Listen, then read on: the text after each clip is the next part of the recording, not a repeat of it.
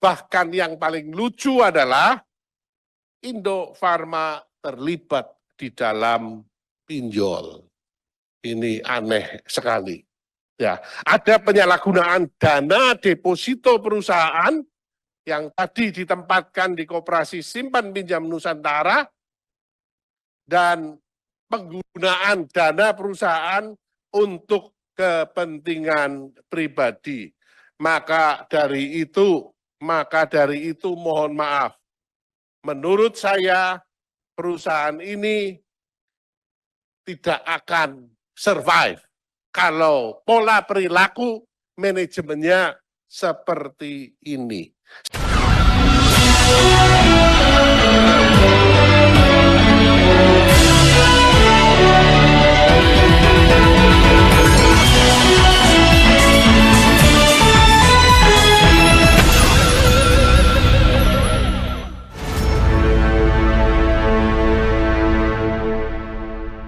Assalamualaikum warahmatullahi wabarakatuh. Apa kabar? Saya Sunarif dari Forum News Network. Kinerja BUMN di bawah Menteri Erick Thohir ini banyak yang hancur-hancuran ya, setelah sebelumnya kita mendengar berbagai BUMN karya itu utangnya menggunung, bahkan juga terancam gulung tikar. Hal yang sama juga ternyata terjadi di BUMN yang bersifat farma, ini berkaitan dengan soal obat-obatan ya. Dan yang lebih parah kalau di di BUMN farma ini ada satu BUMN yakni Indofarma yang disebutkan bahwa mereka ini terjerat pinjol. Ini tadinya saya nggak terlalu percaya, saya anggap ini hanya media saja yang mengambil angle yang atau sudut pandang yang menarik dari sebuah berita, karena awal mulanya ini kan bahwa ada sebuah BUMN yang terlibat dalam pinjol itu muncul dari audit BPK, dan saya tadinya menduga apa maksudnya ya gitu ya, apakah pinjol ini karena karyawan-karyawannya atau perusahaannya. Ternyata itu benar bahwa yang terlibat pinjol itu adalah Indofarmanya, dan konyolnya itu menggunakan nama-nama karyawannya untuk mengajukan pinjol. Karena kalau nama perusahaan mungkin nggak bisa ya mengajukan pinjol. Hal ini diakui oleh Direktur Utama Indofarma Yeli Andriani dalam rapat kerja dengan Komisi 6 DPR RI yang berlangsung kemarin hari Rabu tanggal 19 Juni 2024. Pinjol ini benar, di dalam laporan itu saya juga membaca bahwa ada pinjaman kepada fintech pada tahun 2022, namun itu hanya dipinjam beberapa bulan dan sudah dilunasi. Begitu. Tidak, Ibu. Perusahaan meminjam ke pinjol melalui dengan meminjam nama-nama karyawan, begitu.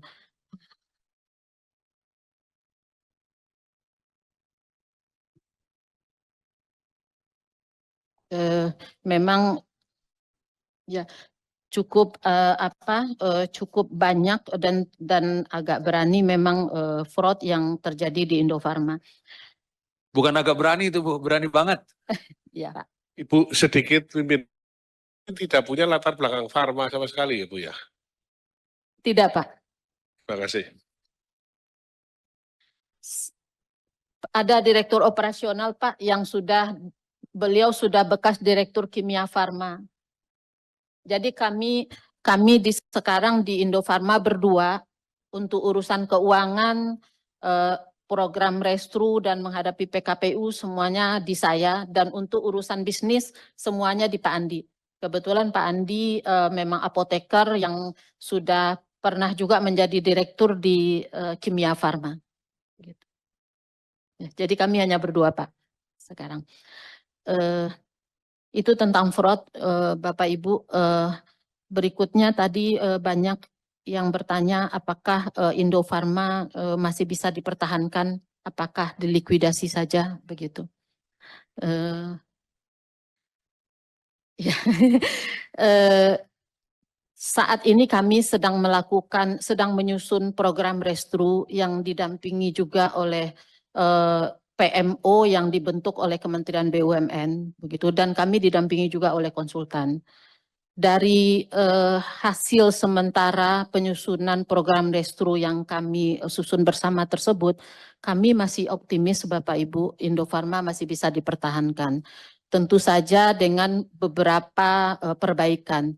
Yang pertama dari sisi bisnis, kami memang akan melakukan mengidentifikasi semua bisnis yang bisa kita jalankan ke depan yang beresiko rendah. Jadi kami akan menjalankan bisnis ini dengan hanya memproduksi obat-obat yang make to order. Jadi obat yang memang sudah dipesan orang. Kami tidak membuat lagi make to stock, Pak. Di samping itu kami juga kelebihan kami adalah kami memiliki pabrik yang kapasitasnya besar. Dan kami sekarang sedang mencari mitra-mitra untuk maklun, Pak.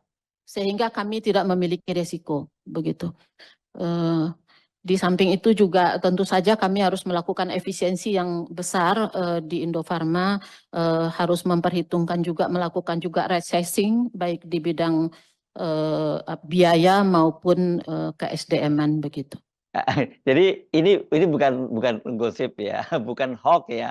Ini benar-benar diakui oleh Dirut Indofarma dan kemudian itu disampaikan dalam rapat kerja dengan anggota Komisi 6 DPR RI.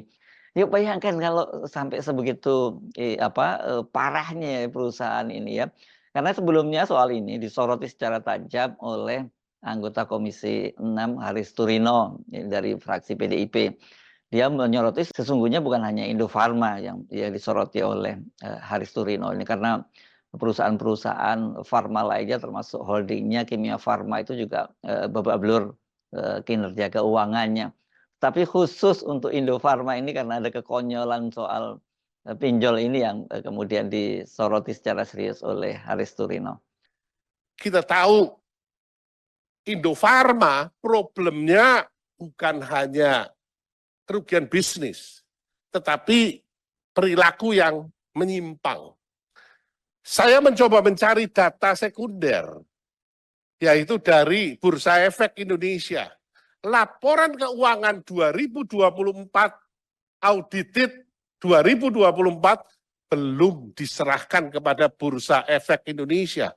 Sudah diberi peringatan pertama sampai peringatan ketiga dan didenda sebesar 150 juta. Laporan yang disubmit terakhir adalah laporan Q3 2023. Ini perusahaan publik. Sebagian sahamnya dimiliki oleh publik.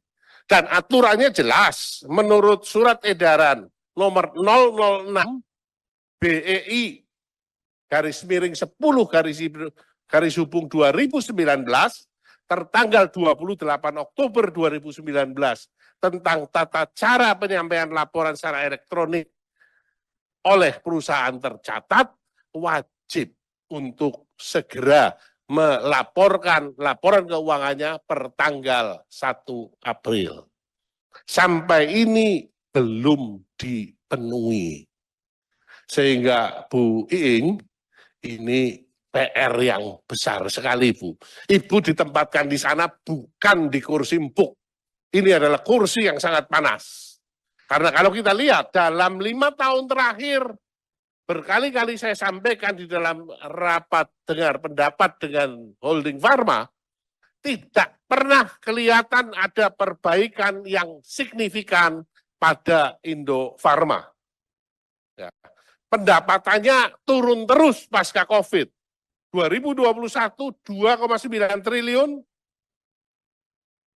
Berikutnya turun 2023 1,14 triliun. Dan di kuartal ketiga ini hanya 445,7 miliar. Ya, semakin kecil dan semakin kecil. Dan kalau kita lihat sebaran produknya, ya, sebaran produknya yang terbesar adalah produk ethical. Nah ini tolong dikonfirmasi nanti ethikalnya sendiri atau etikalnya orang lain. Penjualan FMCG-nya, FMCG yang marginnya gede, turun drastis. Penjualan Alkes juga turun drastis. Ini apa yang terjadi?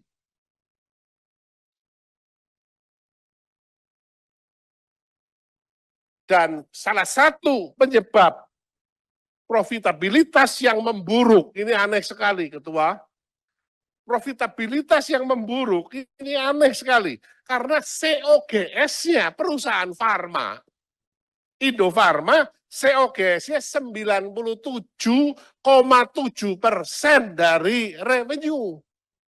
Berarti hanya menyisakan laba kotor 2,3%.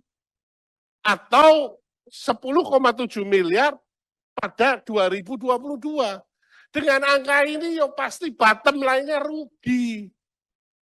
Berarti dari sini jelas sekali inefisiensinya, dan tadi dari hasil laporan audit BPK ternyata isunya bukan hanya inefisiensi tetapi ada tindakan fraud.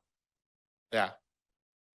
Current asset-nya lebih kecil daripada current liabilities-nya. Current liabilities-nya di 1,1 triliun, current asset-nya hanya di 890. Gimana Ibu membiayai kewajiban-kewajiban lancar jangka pendek? Utang usaha yang sebesar 448 miliar, utang pemegang saham, membayar karyawan aja utang sama Pak Sadik. Nah, berapa lama Pak Sadik akan ngutangi terus? Kalau enggak ngutangi, apakah karyawan tidak dibayar? Sebesar 199 miliar, pinjaman bank jangka pendek 154 miliar, dan ada utang pajak 211 miliar.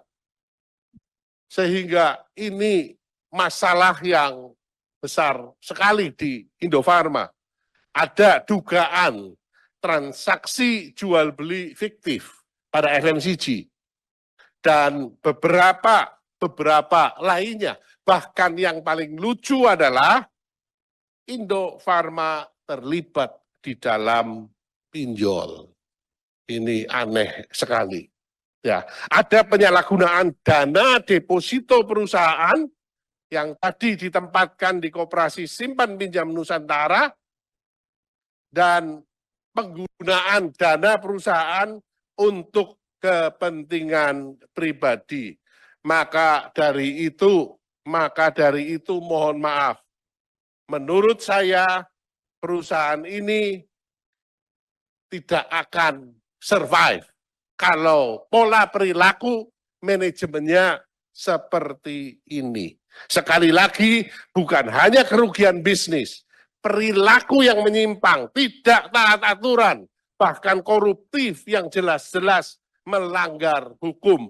Maka pimpinan saya menyarankan, mengusulkan agar di dalam kesimpulan kita bisa mendorong agar penyelesaian kasus di Indofarma dibawa ke ranah hukum dan dikawal penyelesaiannya.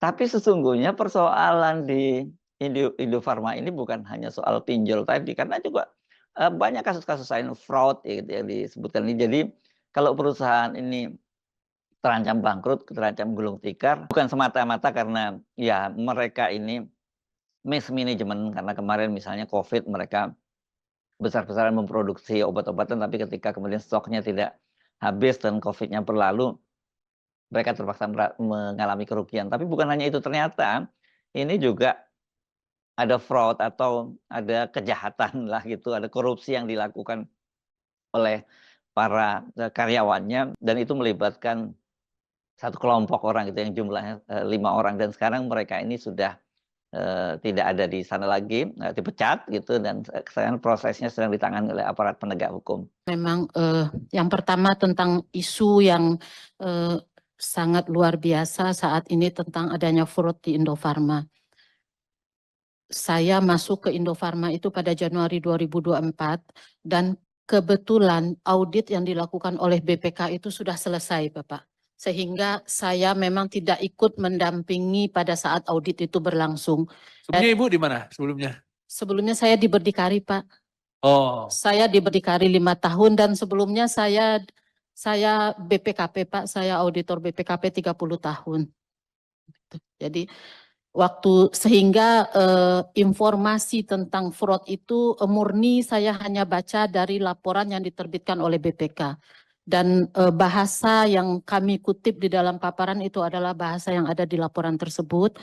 Selanjutnya BPK pada saat saya menjadi direksi di Indofarma, BPK masuk kembali untuk melakukan audit investigasi.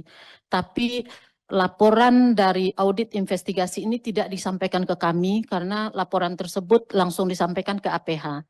Sehingga saya juga tidak mengetahui persis apakah ada perubahan dari isi laporan tersebut dengan audit investigasi yang sudah dilakukan berikutnya, begitu. Dan betul yang terjadi di dalam laporan tersebut bahwa ada deposito yang di atas nama pribadi dan akhirnya dipakai untuk menjamin pinjaman orang tersebut, dan deposito itu akhirnya pinjaman kredit itu one prestasi dan deposito itu dicairkan, dan itu terjadi 2 kali. Di samping itu juga ada Izin pimpinan, siapa orangnya Bu, jabatannya lah kalau enggak. Izin Ibu, saya izin karena ini sudah masuk ke ranah APH, kami boleh sampaikan tertulis saja Ibu. Ya. Karena di laporan itu bunyinya masih ini Bu Diah, bunyinya masih indikasi. Setelah nanti dari APH dia baru menjadi kerugian negara dan itu sudah bisa diumumkan begitu. Kalau berdasarkan laporan yang kami baca, yang terlibat dalam fraud ini hanya 5 orang saja dan orangnya sekarang sudah keluar. Jadi kami yakin yang ada sekarang di Indofarma sudah bersih dari fraud tersebut. Jadi fraud itu hanya dilakukan dalam satu lingkaran saja dan kebetulan memang dengan kewenangan yang cukup besar, Bu. Jadi bisa dibayangkan ya kalau kalau seperti itu praktek yang berlaku di BUMN dan kali ini khusus di Farma, walaupun saya sebut tadi bahwa sebenarnya ini bukan monopoli di Farma saja, ini memang kalau perilaku semacam ini tentu saja tidak sesuai dengan slogan yang dicanangkan oleh Menteri BUMN Erick Thohir bahwa ini akhlak begitu ya, berakhlak, walaupun itu adalah akronim, saya nggak hafal akronimnya, tapi nama akhlak itu sendiri sebenarnya kan diadopsi dari ajaran agama ya. Kalau manusia yang berakhlak itu tentu perilakunya baik, dan juga tentu saja dalam hal ini ketika mereka diberi amanah mengelola sebuah BUMN dengan akhlak yang baik, tentu saja perusahaan itu juga akan berjalan baik dan memberikan manfaat yang sebesar-besarnya buat rakyat Indonesia. Yang terjadi malah ini terjadi fraud tadi, sampai yang konyol tadi, sampai utang ke pinjol untuk menutupi keuangan, untuk menutupi problem keuangan mereka. Kalau sudah begitu, kita hanya bisa menarik nafas dalam-dalam. Begitulah situasi negara ini menjelang Pak Jokowi lengser. Sekarang ini mulai berbagai persoalan-persoalan yang kita sering sebut sebagai kotoran-kotoran yang tadinya disembunyikan di bawah karpet merah, sekarang mulai bermunculan ke permukaan. Nah, setelah BUMN Farma ini kita tunggu lagi kasus di mana lagi yang akan muncul, di BUMN mana lagi yang akan muncul. Saya Ersun Arif dari Forum News Network. Sampai jumpa lagi. Wassalamualaikum warahmatullahi wabarakatuh.